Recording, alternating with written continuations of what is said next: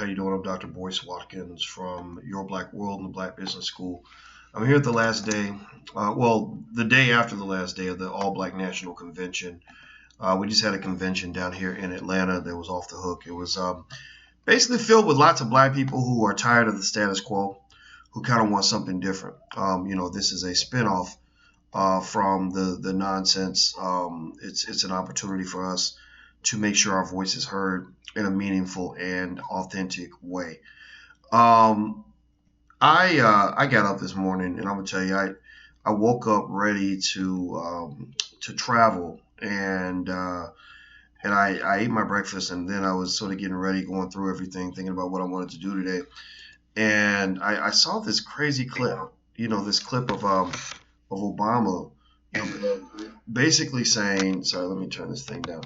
And basically the president was saying that, look, if you don't vote, if you're black and you don't get out and vote, that's an insult to my legacy, that you're disrespecting my legacy if you don't vote. And let's just be clear. I mean, he's pretty much saying in the speech that, that voting for Hillary Clinton is what he expects you to do. He openly stumps for Clinton and talks about how Clinton, one candidate is all for, this, and this, and the other candidate is against this, and, they're in favor of that. So he's not saying, that voting for Donald Trump is a good thing, that it's going to help you. And I don't care. I mean, I agree. I wouldn't vote for Trump. But, the funny thing is that it is really interesting to see the president kind of playing what I call Negro mind tricks on black people. That's what these are. These are Negro mind tricks. These are tricks that are designed to manipulate you, that are designed to basically play with your emotions. Because what the logic is this. The logic is very simple. This is how they got Obama to go stump for Hillary, even though Hillary is the same one who disrespected him big time and showed all kinds of racist antics in the last election. In fact, where Obama actually said in 2008, and Yvette Carnell is the first person to really bring this to the public. He was saying repeatedly that Hillary Clinton was a liar, that she couldn't be trusted. So now he's coming right back and saying, oh, but I want you to support this liar. And if you don't support this liar, then it's an insult to my legacy. That is an insult. I will take it personally. Man, shut up, dude. Give me a damn break. I mean, seriously. Come on, man. You sound silly. You really sound silly. You're a great man, a brilliant man. You were better than most other white presidents. You actually threw in a splash of decency in your presidency, and it was okay. You weren't that. You weren't horrible. For the first biracial president did a decent job.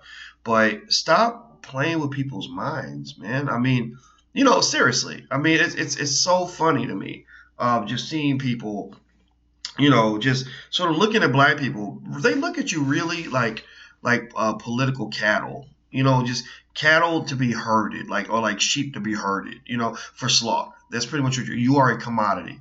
It's like, okay, how do we get more of these Negro votes? Because it's not like we really care about these people.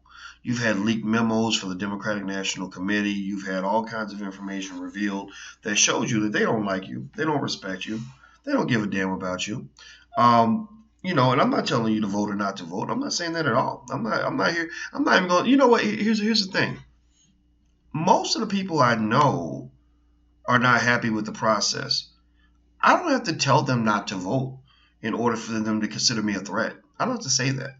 All I have to do is say, make your own decisions and follow your conscience. Follow what you see. Believe in your logic. Look at what's around you. And if it don't make no damn sense, then stop letting people convince you that it should make sense. And I'm not going to tell you what I'm doing with this election. I don't really think that's relevant. I'm not trying to make this about me. I'm making it about the fact that you need to make your own damn decision and stop letting people play with your head.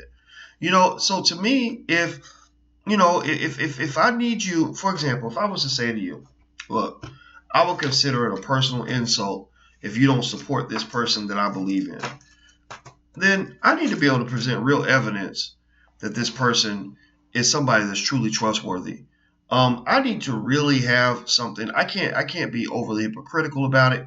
Like, I can't, for example, come back and say, for example, some of y'all might know that I don't get along that well with Umar Johnson. It's not like we hate each other. We don't hate each other. I don't dislike him. I've invited him to the stuff that we've done, but he's not really. He doesn't seem interested in coming. But we ain't the best of buddies. I'll be the first to admit that. However, it would be weird if I turned around and said, I consider it a personal insult if you don't buy Umar's book. You will be insulting me if you don't give money to his school. No, I can't do that, because you're going to say, well, wait a minute, Boyce. Not too long ago, you made a video where you were questioning what Umar was doing with the money. You were asking, Umar to be more transparent. Now, unless I can somehow provide evidence to show you that something has changed since I made that opinion, I can say I was wrong. I said this and I made a mistake. Or, he's made these adjustments and therefore I can endorse it now ethically because of blah, blah, blah. Then that makes sense. That's a different thing. But if I can't do that, then that means the fix is in, basically. That means that I've got some personal agenda I'm seeking to pursue, and I'm manipulating you to get you to a point where you're supporting my personal agenda. So, when I see Obama out here, cooning for Hillary Clinton, and it really is cooning to me. It's kind of tacky. I can't stand it. I'm sorry. It's no fun for me to watch any of these Negroes run around like Hillary, yes, Lord, Hillary. Because I can bet you anything. You can bet your black ass that most of these niggas is. I'm sorry, I said niggas. Scratch that. You know what? I grew up in the 70s and the 80s, and back then it wasn't that bad to say it. I'm trying my best to get away from that. But I bet you your ass that most of these people are getting paid. Most of these people are getting hooked up. Most of these people are getting a personal benefit for supporting Hillary, not a community benefit. Not a community benefit. So the fact of the matter is, look, if they asking you to give you their vote or whatever, give your vote to Hillary, figure out what was your personal benefit. Do you feel that somehow your life as an African American is going to improve because you made this vote for Hillary Clinton? If the answer is yes, then by God, go ahead and do it. By all means, do it. But if you don't feel that way, if you don't feel like your life is being made better, if you feel like these people are lying to you, and you feel like they're going to pretty much take you through the same cycle over and over and over again, then do something different. Do what you want to do. They doing what they want to do. They up in Washington getting their money. They up in Washington getting whatever they want. They're getting their little personal hookup. They're the ones getting invited to the White House Christmas parties, not you. Then I'm going to tell you, that's how these Negroes think. All these bought and paid off Negroes, many of them, the assimilationists, that's what I need to start calling them, the assimilationists. These are black people whose sole objective is for they themselves and their friends to become more adequately integrated into white society. The assimilationists are pretty much getting taken care of because they are nothing more than Negro liaisons. That's what they are. They're basically the people, or as Yvette Carnell called them back on MSNBC, these little Negroes getting these jobs on these TV networks when Obama got elected. A lot of them are getting fired now because Obama's gone. They are the Negro whisperers. They're the ones who translated Obama's blackness to the white community. They also were the ones who drew in the black audience, who drew black people so they could sell black people to corporations that were marketing products on these television networks. That's pretty much what you're looking at. So, my theory on this is not to sit here and say, oh, Obama's just a horrible person. Obama's just, you shouldn't like Barack Obama. Who about to say that? I mean, my God, I would look silly trying to get black people to walk away from their worship of Obama, and it's fine. I don't really care. I mean, whatever it is. I met a lady at an event when Obama got elected, and she literally had this beautiful portrait of President Obama, and she walked out, and I was at I was speaking to some church in New York, and the lady walked out with this beautiful picture. I said, "Oh, that's a very nice picture." And she said, yes. She said, I'm going to take it home and I'm going to put it right next to my pictures of Martin Luther King and Jesus. And that's when I said, man, I can't compete with that. How am I going to debate with Jesus?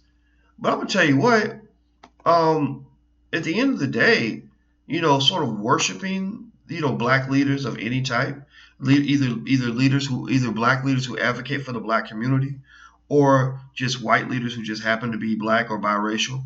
Worshiping leaders is typically a losing strategy for you. It's typically going to lead you into a worse place, not a better one. I can tell you that before the president got elected, there were meetings that were being held, secret meetings that were being held before he was elected, where they basically were like, okay, how do we convince black people to support Barack Obama? Because there was a time where nobody supported Obama. There was a time when nobody, when black people were like, who is this guy? We ain't trying to vote for this guy. His name sounds funny. We don't know who this guy is. And they got some black people in a room. Like, I won't say exactly who, but these black people went into a room. And when they went into this room, they all pretty much sat there for hours until they figured out what they needed to do, what mind games they needed to play on black people to get them to vote for Obama. And the mind tricks worked. Basically, they flipped the script. They got it done. Good for them. And now there are other secret meetings happening where they're like, okay, how do we, black people, now that they've got a little bit more of what they consider to be sort of the real thing, we still haven't had a descendant of slavery in the White House yet. We've still not had a fully black person in the White House yet. We have had. Oh, sorry, dang it. I'm trying to. Hold on, guys. Okay, I'm turning this thing off. Sorry. We still haven't had somebody in the White House who represents the descendants of slaves, which is what you are, unfortunately. I mean, that's what we, and it's not a source of of ridicule or embarrassment. It's a source of pride. We still haven't had a person who's 100% black in the White House. We've had a biracial president with a liberal white mama and some who was raised by his white grandparents. He wasn't raised in a community that was predominantly black. His father was from Kenya, which means that his father's not, the black man who experienced Jim Crow. His father is from Africa. And so that's a very different experience. It's a very different kind of man. And so, again, it doesn't mean that he didn't represent progress. It doesn't mean he didn't do some things that were good. I do believe that he did. I think that, I think being a president obviously is a tough job. But one of the things that you got to also understand is that you can't ever believe that somebody is incapable of being corruptible on some level, that there isn't something, that there can't be a fix going on. You can never believe in something or anyone so much that you just think that they can never pull the wool over your eyes. They can never fool you. Even me. You don't know. I want you to challenge and think about every word I say for the next 50 years if I'm around that long. Because you never know, something could go wrong. I could lose my mind. I can be so desperate for money that I take money from somebody to say something that's not true. And I want you to challenge that. In fact, you look at Malcolm X's life. That's what I believe led to his demise, was that he had too much faith in one person.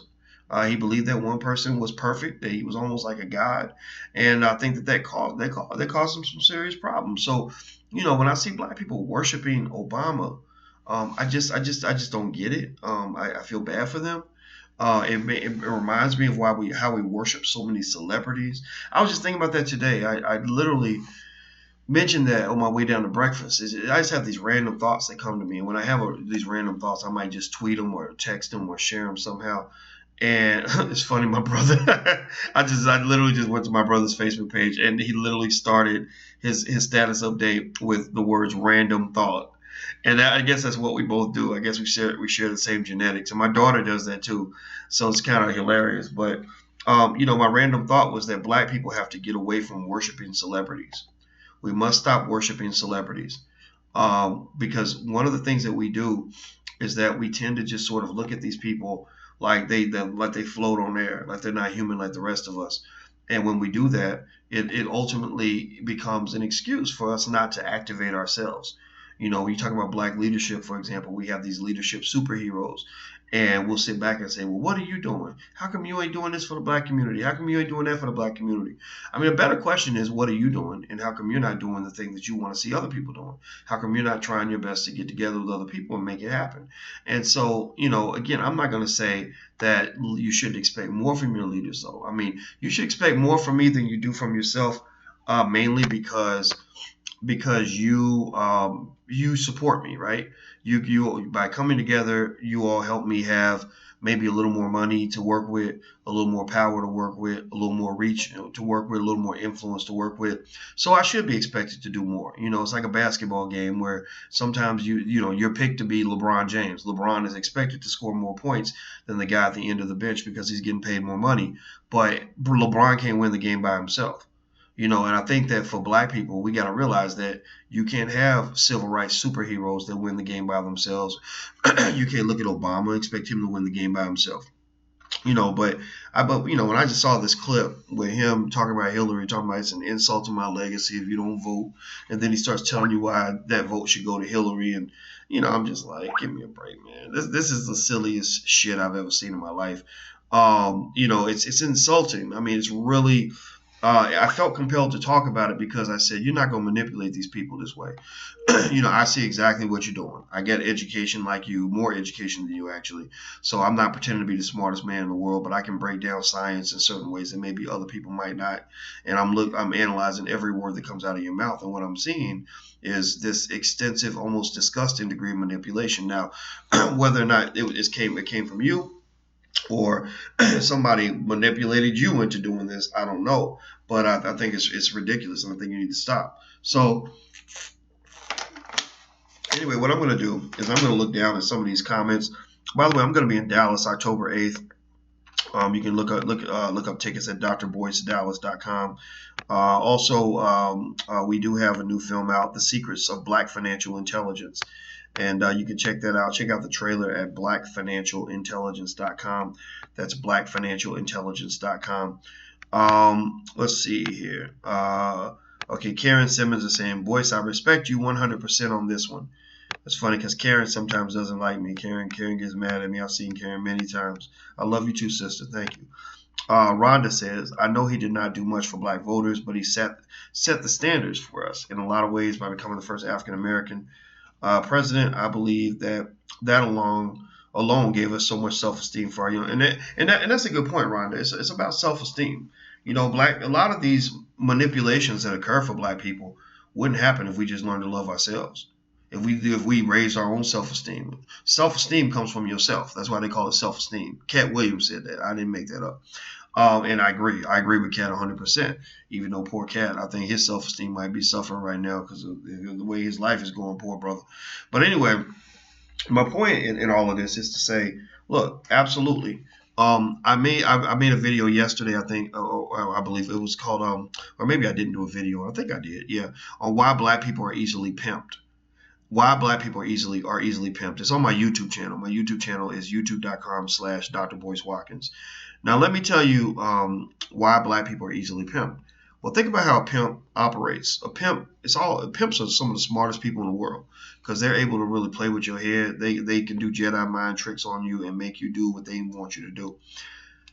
Why is a pimp effective? Who does a pimp look to recruit when a pimp is trying to do some pimping? Do they recruit the person with high self-esteem or low self-esteem? The person with low self-esteem. Do they go after the person who's highly educated or the person who's uneducated? They go after the person who's uneducated. Why? Well, because the educated person with high self-esteem is going to pull their whole card. They're going to know that, okay, you full of shit, right? But a person with low self-esteem, with low education, is going to gravitate towards you. Are they going to approach the person who's strong or the person who's weak? The person who's weak. Are they going to approach the person who's got plenty of resources, who's doing well, or are they going to approach the person who's desperate? They approach the person who's desperate. Why? Well, because a desperate, weak person with low education, low self-esteem is going to be very easily manipulated. And then also, do they go try to recruit the most focused person or the most distracted person? Right? Do they go after the person who meditates every day, or they go after the drug addict because the drug addict is distracted by drugs, right?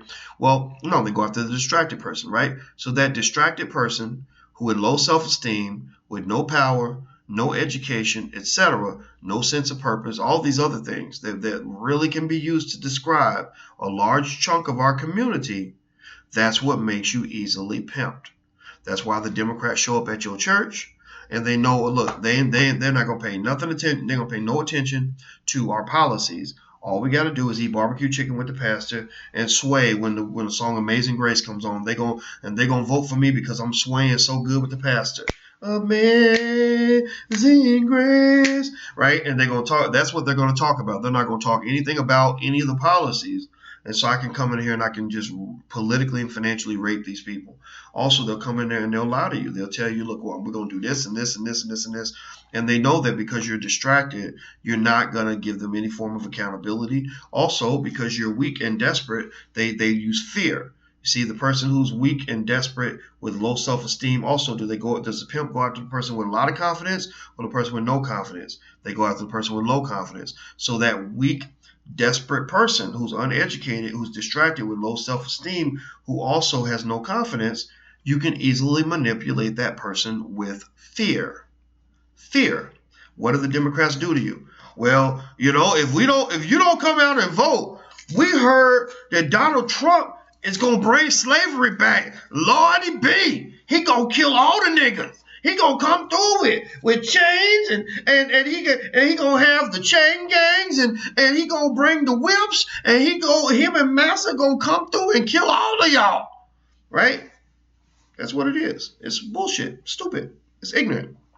Now, I mean, ain't nobody listening to me really. I mean, I'm just a Negro shouting in the wind. I already know it. I got, maybe I got a few 100,000 people to pay attention to me, maybe 1 million or more. But we live in a nation with over 300 million people. So who cares what I think? I don't live that far away from Barack Obama. I doubt if Barack cares what I think. But the fact is that, I'm going to tell you the truth on this because I think that we need to know the truth. You got these people out here just playing you for a damn fool. And it's silly. It's stupid. At the very least, look, I'm not sitting here saying that they shouldn't have the right to persuade you. I'm not saying they should have the right to convince you to support them. But your persuasion must be done from a foundation of ethics and authenticity. You must persuade people with something that is real and concrete, something that you're actually doing for them. If you make a promise, you need to keep your damn promise. If you say you're going to do something, you need to actually do it. Don't be coming in here talking about, I believe this, and I'm going to do this, and I'm going to do this and do this. And then when it's time for us to show up and say, okay, well, you said this. We got you on tape. We got you on tape saying you're going to do this. Where is it? You need to answer that damn question. And then if you don't answer the question, then you don't deserve the trust of the people. Period. It's real simple logic. A lot of this stuff is basic freaking, it ain't calculus. It ain't even algebra. This is arithmetic. And so just use some damn common sense. That's it. Yvette Carnell made a great point the other day, and she brought it up after the All Black National Convention. Yvette came through and did a great job. And Zaza Ali was actually there too. Amazing. The women's panel was one of my favorites. And then Killer Mike, I was really impressed with the way Killer Mike conducted himself at the event. I think he has a real passion for black people. I wish every rapper had that passion. This man's an influencer. He's a great man. Anyway, Yvette made this point that I thought was so profound, so simple yet beautiful. It was a beautiful point. Yvette runs a site called breakingbrown.com, which is the best black liberal site on the entire internet. The best. If you're black and you want to know politics, go to breakingbrown.com. Yvette is a very smart lady. Even when I don't agree with her, I say, yeah, you make a good point, but I don't agree with you. You're full of shit. Yeah, I might sometimes tell her she's full of it, but I love her and she's good. She's really good. Anyway, Yvette made a great point. Yvette said, she said, when Obama was in office, you had all these black people that were saying, well, no, Obama can't do nothing for black people because Congress got his hands tied. Obama can't get nothing done, because the government, he's the president, he can't do everything. It's too hard, right? But yet these same people, these same Negroes who told you that Obama couldn't do nothing for you because his hands were tied, are the same ones who are showing up saying that Trump is going to bring the world to an end. That Trump is going to bring slavery back. Trump is going to destroy black people. Trump is going to ruin you. Trump is going to ruin your life. Why? Again, going back to the point, who's most easily pimped? Those with low confidence, low self-esteem, a lot of fear, who are very desperate. So they're playing with you with fear. It's like you have a fear of a Trump presidency, which will push you to go vote for the Democrats. So to me, the question is, and Yvette brought this up, not me. This is not my idea. I'm just sharing this. Look, If Obama was too handicapped by the mammoth size of the government and all these factors that would stop him from doing what he wanted to do, and he's only one man, so there's no way he could do all this, then why in the hell am I supposed to believe that Trump can suddenly walk in there and push one button and bring the world to an end? Why would it be really impossible for Obama to do anything good, and yet very easy for Trump to do everything bad?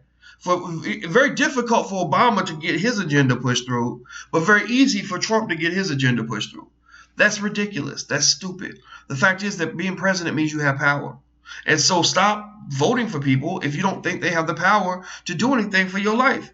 If they're not gonna make your life better, seriously, then don't vote for them. If they're not gonna make you, if you don't feel in your heart that a person in the White House can make your life better, then don't vote for that person. And don't also, in my opinion, don't vote for somebody just because you're scared of the other person.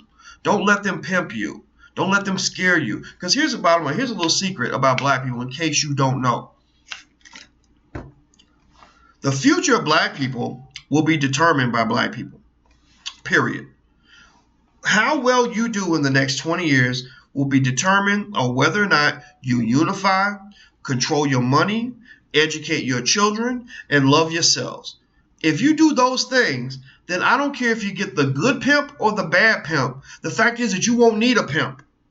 That's the key. The key is not to trade in the bad pimp for the good pimp. The key is to kill the pimp. Kill all them motherfuckers. Make sure all those pimps are out of your life. Because that's when you get a chance to control your own destiny. Period. So stop sitting around thinking somehow that if you that your vote somehow is going to be the magic bullet that's going to make your life better. It's not. I mean, don't get me wrong. Again, I'm not going to sit here and tell you not to vote. I'm just going to say don't vote for somebody if you don't believe in that person. That I will say. So if you believe in Hillary, then go vote for Hillary. If you believe in Trump, go vote for Trump. But just know that your success as a black person in this country is going to be determined by you. I don't care if we have President Trump. We got President Trump in office for the next 20, 30 years.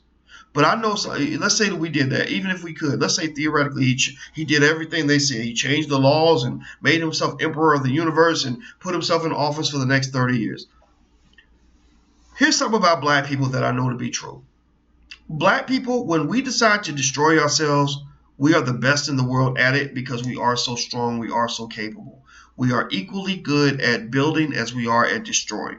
We are just strong and powerful. But the thing is, when we're not destroying ourselves, when we want to destroy our adversary or we want to destroy our obstacles and we want to build ourselves up, we are better than anybody else on the planet. When we decide we want to do something, we are the best in the world at that. I mean, there's so many examples I can think of. I mean, and it's not illogical. I mean, think about everything that we've gone through in this country and the fact that we survived all of this. We survived things that were considered to be unsurvivable, things that no one ever thought that any group of people could ever overcome. We've overcome that level of tyranny, right? And remember, not everybody overcomes it. It's like genetics or genetics and evolution. Survival of the fittest. You are the fittest. You're here because your ancestors were able to figure out a way to make it through the landmines of America and still remain alive. So as a result of them having the ability to overcome things that other people thought were impossible to overcome, you have a superior ability to do things that other people cannot do. As a community, I really believe that. I believe that we are not just beautiful. I mean, there's nothing more beautiful than black skin. I mean, we make the prettiest babies. We take over the gene pool. Go let a black person have a baby with a white person and watch them have a black baby. Seriously. I met a couple this weekend at the All Black National Convention. The husband was from Africa. The wife was biracial. So technically a fourth of that family was white. Their children were 2 or 3 shades darker than me. That's how strong we are genetically. My goddaughter her father was from Ghana. Her mother was biracial. My goddaughter is a beautiful dark chocolate woman.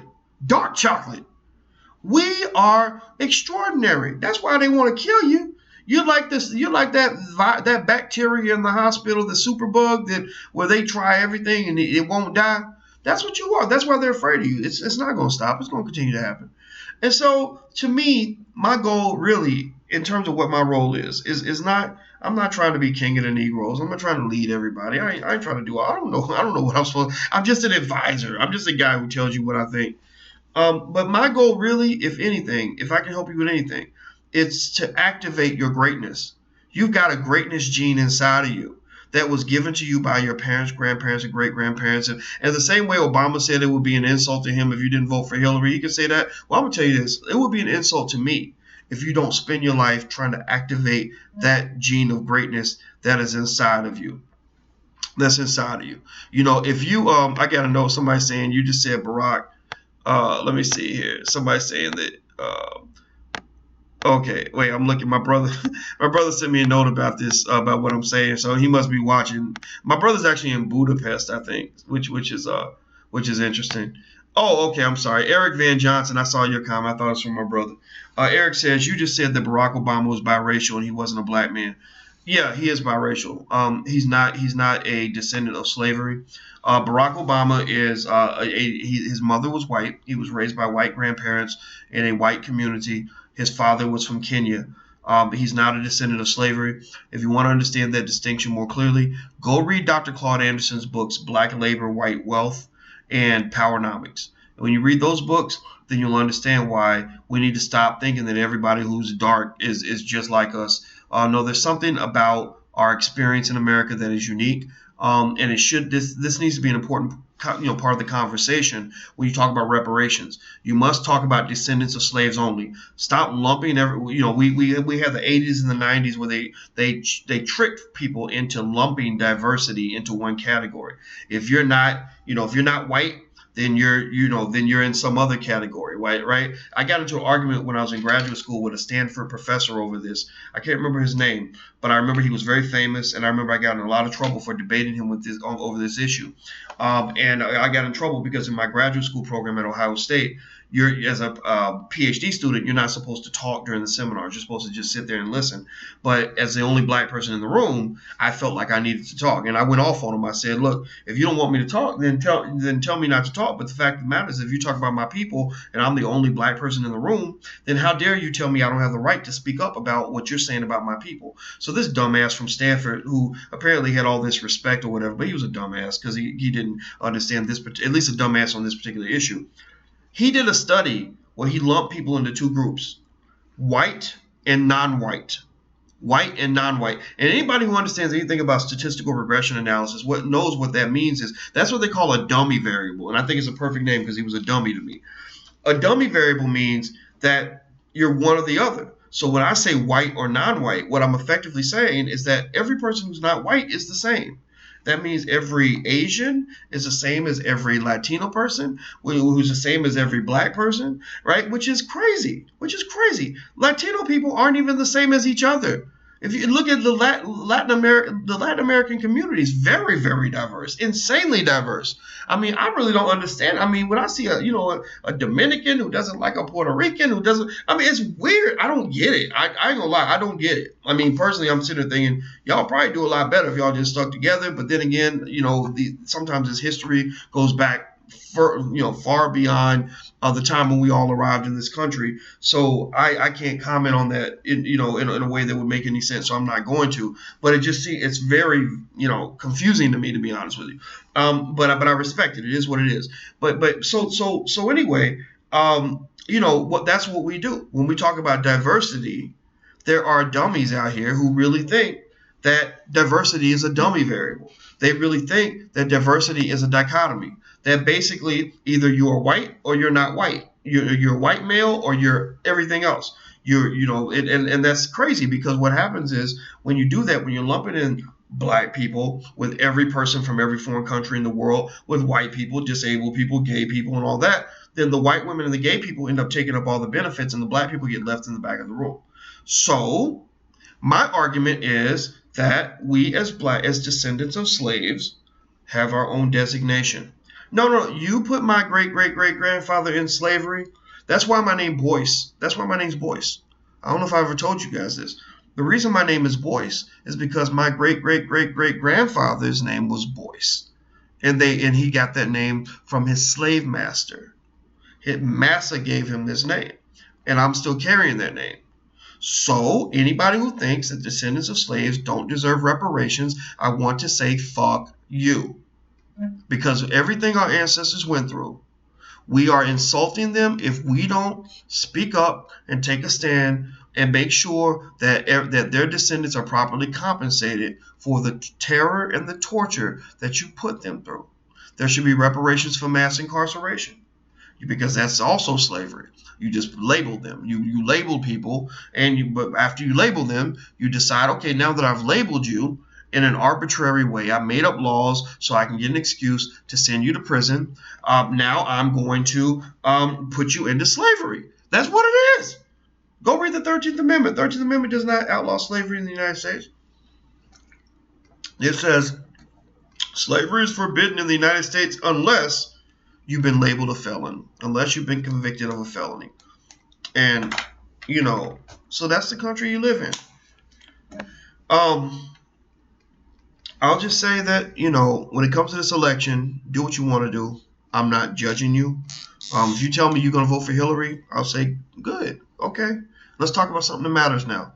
You tell me you're going to vote for Trump, I'll say, good. Let's talk about black people now. If you tell me you're not going to vote, I'll say, good. Now let's go figure out how we can build our community. That's the plane that I want to operate on, and that's what I think. That's what I think is our best strategy. That's our best play. That's our best play.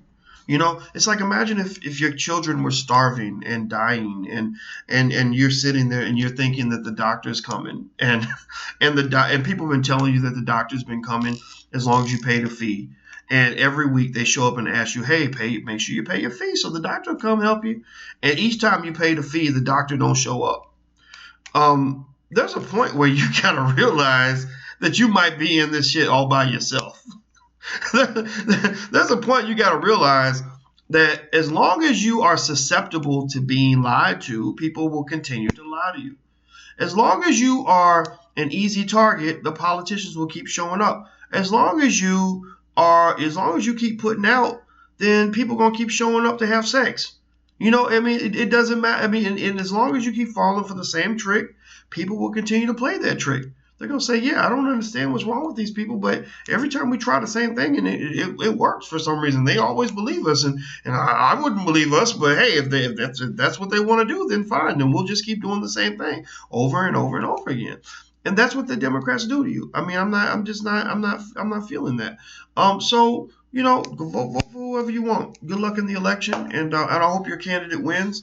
And I guarantee you this, that once Hillary does 8 years in office, if she makes it that long, poor Hillary looks like she's sick. I really think something's wrong. I think they're lying to you about it. I think that right now they're trying to protect national security by trying to cover it all up. I think they're preparing for an exit. I believe that they're going to take Hillary out of the race, replace her with her VP, and they're trying to hold on to power. I think that's what they're trying to do right now. I really don't think Hillary Clinton will be the next president, not because she won't win. I think she can beat Trump, but I think that poor lady's sick. Remember, she's not young. I think she's 70. People die at 70. People die at 75. And so anyway, long story short, even if we get 8 years of Hillary, I'm gonna tell you this: 8 years of Hillary, I guarantee you, black people are still going to be suffering. Black people are still going to be behind everybody else when it comes to unemployment. Black people are still going to be among the most incarcerated group of people in America. Black people are still going to have an out-of-control poverty rate. Black kids are still going to be getting shot in Chicago. That school down the street is still going to suck. So at the end of the day, you got to realize that it's up to you to build an exit plan. And if you want to know what plans we have in place, we discussed all that at the All Black National Convention. We talked about the Black Economic Cooperative as one of three key initiatives that we're starting right now, and next year we'll be accountable to all of this. The Black Economic Cooperative is something that I'm personally going to go to 50 to 100 cities. I'm going to go to as many cities as I can over the next year and help establish these co-ops. And these co-ops are going to be capital bases, membership clubs. Think of it like a church where everybody is going to be expected to tithe, but everybody benefits from tithing and not just the pastor. That's what the co-op basically is. The co-op is where To join the co-op, you can be an at-large member where you just put your name on a list, but to attend the meetings, you'd have to pay money for each meeting. If you want to be a regular member, a voting member, you will pay monthly fees, monthly dues, less than $100. If you want to be a member, if you want your business to be a member, you will pay something like maybe $200. And what happens is all this money goes into a pile, and basically you build up a base of capital, which allows the co-op to basically function almost like a community bank. You then have the ability to engage in large scale capital projects over time, where you can say, oh, we see that building's for sale, let's go buy that building. Or we want to build a school, let's go build this school, or whatever. But also at the same time, you're benefiting because each week you're also learning. You're going to the co-op meetings, you're learning about what's going on in your community, you're learning about investing in finance and wealth building and entrepreneurship. You're meeting and networking with other people who are doing the same thing, so you form businesses out of that. You also have the ability to borrow from the co-op. They can make loans. You also have the ability to get investment from the co-op, where you can do a Shark Tank style scenario where people present their best business ideas and the council votes on whether or not the co-op will take an ownership stake in that business. Also, you have a series of events. Each event can make, let's say $10,000 per event, which also goes into the co-op's funds. So effectively what's happening is you're building a capital base that allows you to make moves. It's hard to make moves without two things. Really three things. You have to have knowledge of which move to make. You have to have capital to make the move, and then you have to have discipline to make sure that your knowledge translates into action. That's what the Black Economic Cooperative is going to do. I've thought about this extensively. I laid out the diagram. I've decided to launch it and announce it at the All Black National Convention. And the reason I was hesitant is because I didn't want to announce it if I didn't feel like we could do this right. Now I feel like we have what we need. The people are ready. The people understand what's going on. And I believe that people will step up to the plate on this. This is going to be the game changer, in my opinion. This is what's going to make your community strong. It won't be voting for some damn Democrat who's running through your hood telling you the same stories they told you 8 years ago. It's stupid. It doesn't make any sense. It's ignorant. It's ridiculous. It's crazy. So anyway, all right. So Kathy says, and you digress. I don't know what the hell that means, Kathy, but I love you anyway. You're beautiful. Thank you, sister. I appreciate you so much. And James says, thank you, Dr. Boyce. We love you. I love you too. George says, wow, glad I didn't miss this. I'm glad you didn't miss it either, George. You know, most people are missing all of this. You know, I mean, a lot of people are here. But a lot of people ain't here. In fact, at the hotel I'm staying at, right around the corner, they were doing the BET Awards. And it was just interesting. I mean, you know, you see a whole interesting class of people, not that they're worse, not that they're less meaningful or less valuable than the rest of us, but it's a real interesting collective, you know, like the brothers with the diamond grill and, you know, and the sunglasses and, you know, trying to, you know, looking really cool, the women with the short skirts, you know, whatever. And I feel bad. I feel bad for that a little bit because I feel like sometimes you can get distracted and the things that you think matter really don't matter, and you don't know that, right? You know, like you really think that being the coolest Negro on the block is really what's going to make you successful. You really think that, you know, that having the biggest booty is what's going to get you what you want. You really think that showing off your body parts or flashing your money and everything else is what's going to really make you a strong black person.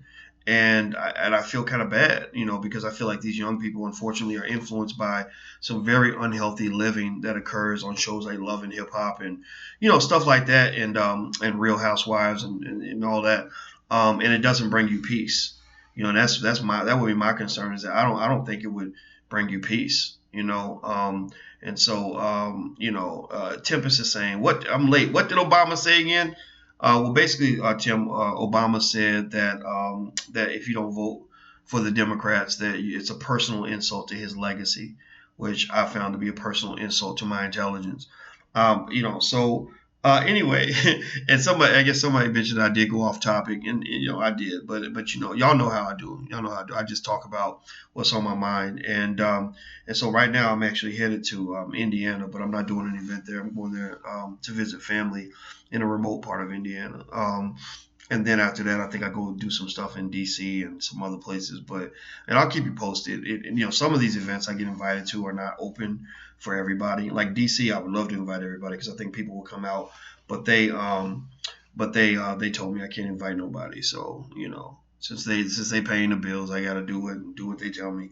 But in Dallas, October 8th, you can go to drboycedallas.com to get the tickets. Where Dr. Claude Anderson and I are really looking for the right venue in the DC area for the weekend of October 28th through 30th. October 28th through 30th. If you know of a venue in DC that can hold at least it has to hold at least 400 people.